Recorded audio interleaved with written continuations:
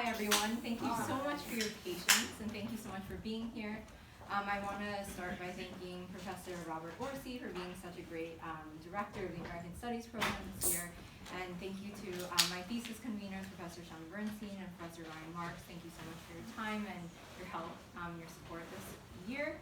And thank you to Imani for organizing this and for being there for me. And finally, I want to thank Professor Justin C., who is my thesis advisor. Working with you was the greatest privilege. Thank you for being in my corner and for believing in my work.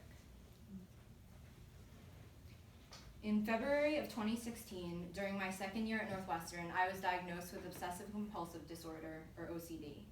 I went on medical leave, started therapy, and even lived in a residential facility for adults with severe OCD. After my diagnosis, I became keenly aware of moments when people would say things like, "I'm so OCD," or "I get OCD about my desk being tidy." It was really jarring to me, the way people would use OCD and how that compared with what I knew OCD to be, which was like a very debilitating mental illness. Today, I will argue that in everyday vernacular, OCD has become a sort of model mental illness, a model minority of mental illness, parallel to the way Asian Americans are seen as the model minority in the arena of race. The term OCD as it exists in everyday vernacular is problematic because it trivializes the clinical disorder. At its core, OCD is a mental illness characterized by obsessions and compulsions. Obsessions are unrelenting, intrusive images, thoughts, and fears. Compulsions are anything a sufferer might do to try to alleviate the distress of their obsessions. There are different types of OCD. I primarily have contamination OCD.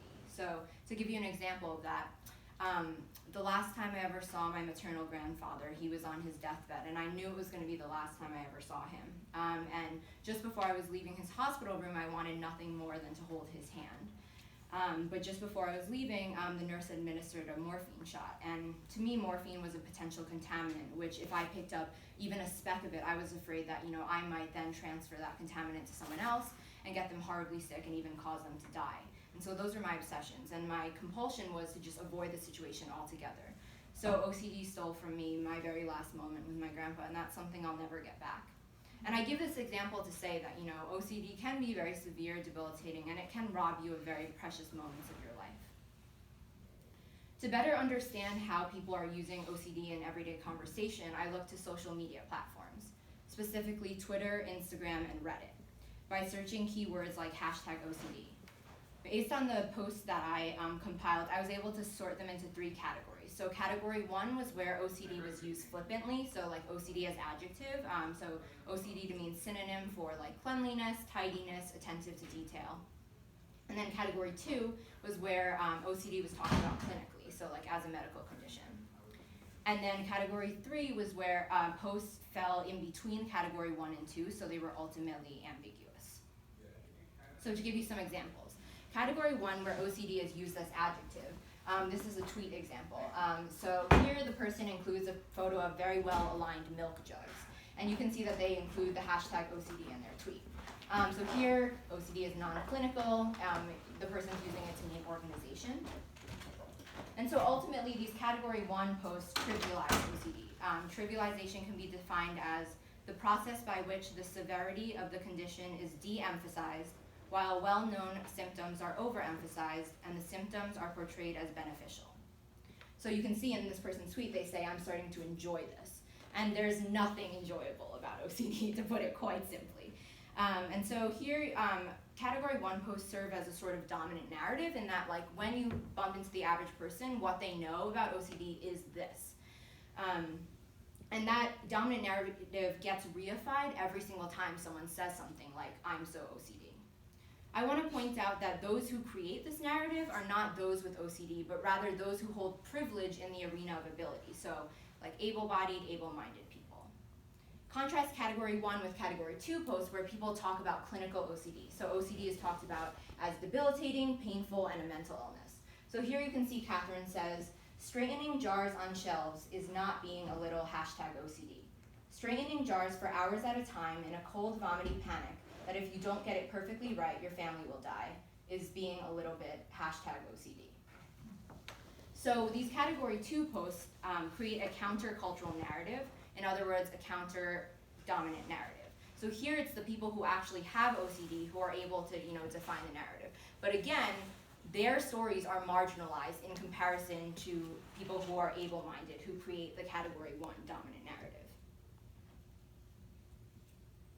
In our society, then, OCD has become a model mental illness. That is, a model minority of mental illness parallel to the way Asian Americans are seen as the model minority in the arena of race. So the model minority myth is essentially a narrative that extols Asian Americans for being hardworking and successful. Their success then makes Asian Americans a model to be aspired to, specifically a model for other people of color or minorities. So both Asian Americans and people with OCD are minorities in that they are marginalized. Yet within the margins, Asian Americans and people with OCD have privilege. So when it comes to Asian Americans, they're not seen as dangerous or criminal the way that Black and Latinx people are often narrativized to be. Parallel that to how people with OCD are not seen as crazy, the way that, let's say, people with schizophrenia or even bipolar disorder are seen as. And specifically, the stereotypes attributed to both Asian Americans and OCD sufferers are positive, largely. So like Asian Americans are seen as smart and successful, and people with OCD are seen as organized, clean, tidy, and attentive to detail. Ultimately, the model minority myth label is a myth because the story of Asian Americans and people with OCD is so much more complex than this simple, heavily positive narrative. This heavily positive narrative erases the struggles that Asian Americans face every day, like racism and discrimination. And OCD as model mental illness erases how debilitating OCD can be, and not to mention the ableism that people with OCD face every day. Furthermore, this myth, these model mental illness and model minority as applied to Asian Americans doesn't tell a full story in that, when we think of the model minority myth as applied to Asian Americans, that really does not at all talk about the stories of many Southeast Asian refugees. When it comes to OCD as model mental illness, that often doesn't talk about people's struggles with types of OCD like morality OCD, which is also known as scrupulosity, and also like sexuality OCD. And then again, I want to emphasize who is telling the story when it comes to the model minority label as applied to both groups of people. Again, it's the people with privilege, so when it comes to race, it's white people, and then when it comes to ability, it's neurotypical people. So where are the voices of those who are actually struggling? So finally, category 3 is the ambiguous posts. They have characteristics of category 1 and category 2.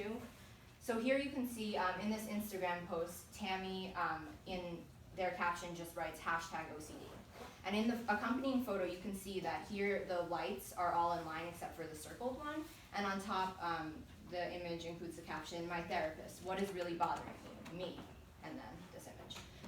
And so, at first glance, this might appear as a category 1 post where it's just like, oh, we're trying to use OCD as adjective. But the inclusion of therapist, at least for me, brings this post from category 1 to category 3 because now it's not so clear, does this person actually have OCD? They're talking about a therapist. So it's not clear. And so, with category 3 posts, I think at first I got caught in like, oh, maybe I should really try to figure out whether it's category 1 or category 2. But I think to do so would be to miss the point because ultimately category 3 posts perpetuate the dominant narrative because most people don't have a trained eye to catch the nuance that I just explained to you. So when it comes to the differences between the model minority label for race and mental illness, I think there's a very key difference, which is that race is visible. Like I walk into a room and people read me as Asian American, and along with that comes all the stereotypes and often misconceptions that they have. Whereas with mental illness, so often that's more invisible. That said, once people with OCD go public, such as like posting about it on social media, like in the category 2 posts, with that, they then face like, the public dominant narrative of, OCD as adjective, OCD trivialized. And so, and so with both these cases, again, it's like, how can we like pass the mic back to people with OCD, people who are actually Asian American to write their own narratives? And yeah, so how can we get OCD in everyday vernacular to mean actual OCD rather than OCD as adjective? Considering OCD as adjective presents an opportunity to examine ableist terminology that we use in our society. So these are ableist because they trivialize mental illness. So I'm thinking about words like crazy, delusional, insane, and other mental illnesses that are used as adjectives. So like the weather is bipolar, or that just gave me PTSD. A few years ago, Target appropriated a phrase, or the term OCD to mean obsessive Christmas disorder, which they printed on all their Christmas, or not all their Christmas sweaters, but some of them. And when people, revolted, they were like, no, we're gonna keep selling them. And so I wanna ask, why do we use these terms, and what would our world be like if we didn't? So I studied creative writing as well, and my thesis was part personal essay, but mainly academic. And so I wanna close by reading a paragraph from the end of my thesis. The question I keep coming back to is, how do I walk through the world as someone who is both Asian American and living with OCD? How does being seen as model minority twofold affect my life? There is no short or simple answer for this. Sometimes I catch myself purposely saying, I have OCD, instead of I have a mental illness. I think I do this because I want to destigmatize mental health and mental illness by talking about it. But I am also aware how stigmatized having a mental illness is. In terms of race, every day I am unlearning the anti-blackness I grew up steeped in. It might be tempting to go with, I have a mental illness, but wait, let me specify which one. And I am a person of color, but wait, let me specify which kind. But I want to do better than that. As I learn more about what it means to be Asian American while living with OCD, I want to leverage the twofold model minority privilege I have to make our world better. Thank you.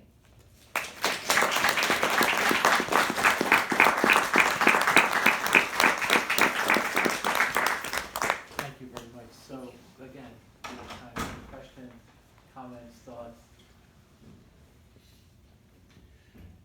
Well, I've been dying to ask you a question.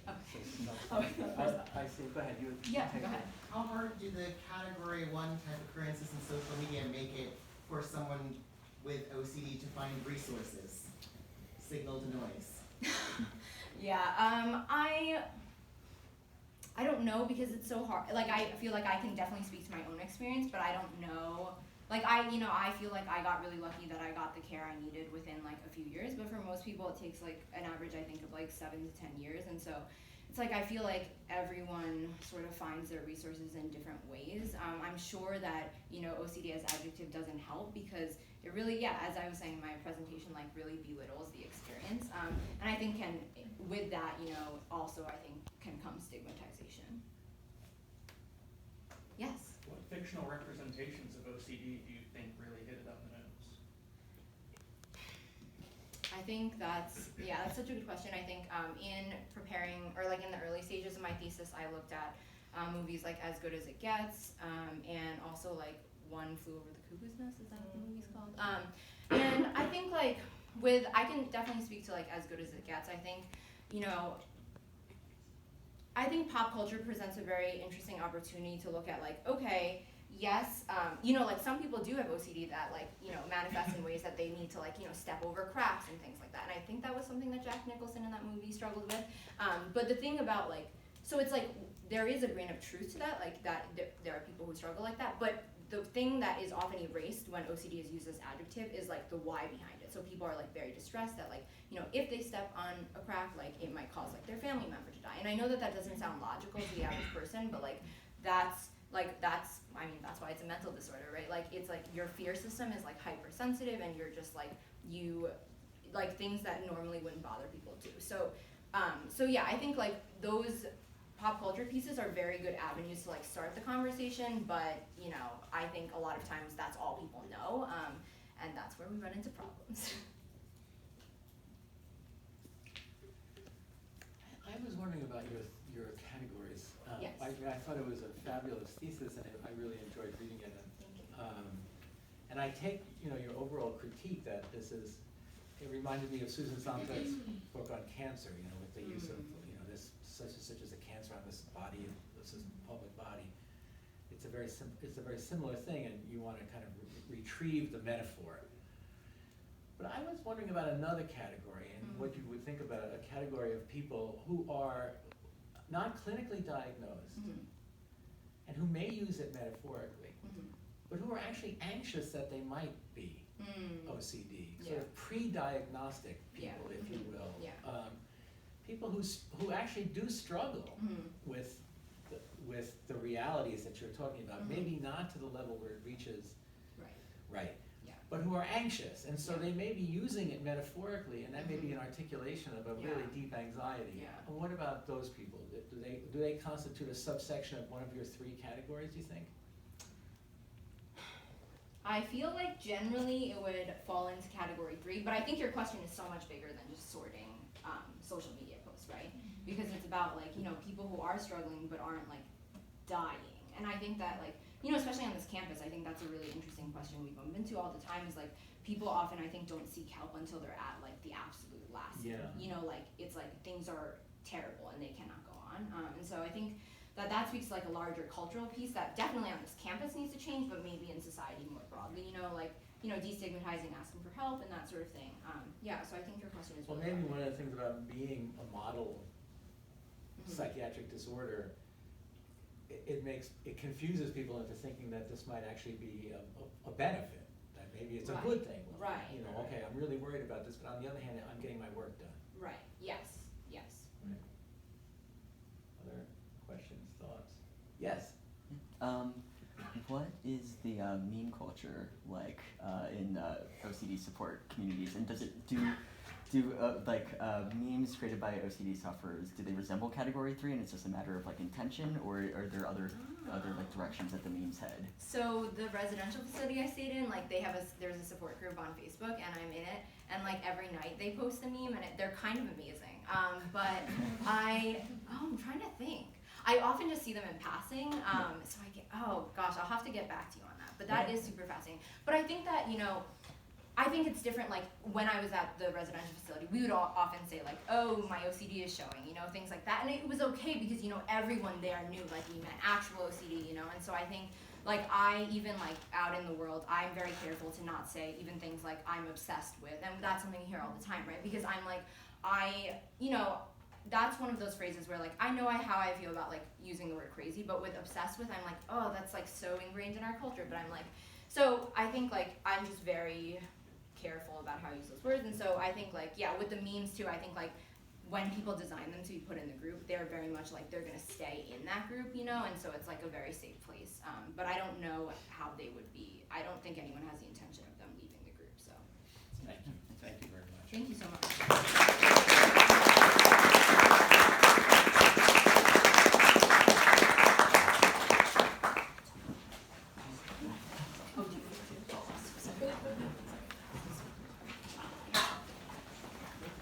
So our next presentation is by Matt